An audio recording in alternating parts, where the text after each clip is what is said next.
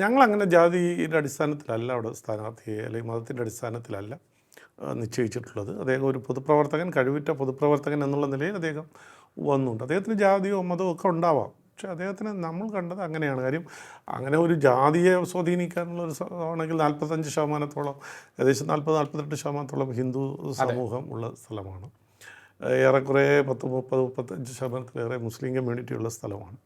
അതിനേക്കാൾ 3-ാം സ്ഥാനത്ത് എത്തുന്നതാണ് ക്രിസ്ത്യൻ കമ്മ്യൂണിറ്റി. അപ്പോൾ അങ്ങനെയുള്ള ഒരാളിനെ ഞങ്ങൾ സ്ഥാനാർത്ഥിയാക്കുന്നു പറഞ്ഞാൽ ഞങ്ങളുടെ വോട്ട് ബേസും ഇതിനോടൊപ്പം നിൽക്കുമെന്നുള്ളത് കൊണ്ട് തന്നെയാണ്. അപ്പോൾ അതിൽ ജാതിയോ മതമോ നോക്കിയിട്ടല്ല, ഒരു കഴിവുള്ള സ്ഥാനാർത്ഥി എന്നുള്ളതിലാണ്. മറ്റു പാർട്ടികൾ അങ്ങനെ നോക്കിയിട്ടുണ്ടോ എന്നുള്ള കാര്യം അത് അവരുടെ അവർ തന്നെ വിലയിരുത്തണം. അല്ല, കുറേ നാളുകൾക്ക് മുമ്പ് വരെയുള്ള ഒരു കാര്യമായിരുന്നു ഈ BJP ക്രിസ്ത്യൻ വോട്ടുകളെ സ്വരൂപിക്കാൻ, അല്ലെങ്കിൽ അത് ഇപ്പോൾ CPM നിന്ന് അടർന്നു മാറി നിൽക്കുന്ന ക്രിസ്ത്യൻ വോട്ടുകളെ സ്വരൂപിക്കാനായിട്ടുള്ള ഒരു നീക്കം നടത്തുന്നുണ്ട് എന്നുള്ളതാണ്. അല്ല, CPM നിന്ന് നടന്നു നിൽക്കുന്ന ആളുകളുടെ വോട്ട് ക്രിസ്ത്യൻ ആളുകളുടെ അല്ലെങ്കിൽ മുസ്ലിം ആളുകളുടെ വോട്ട് എന്നുള്ളതല്ല.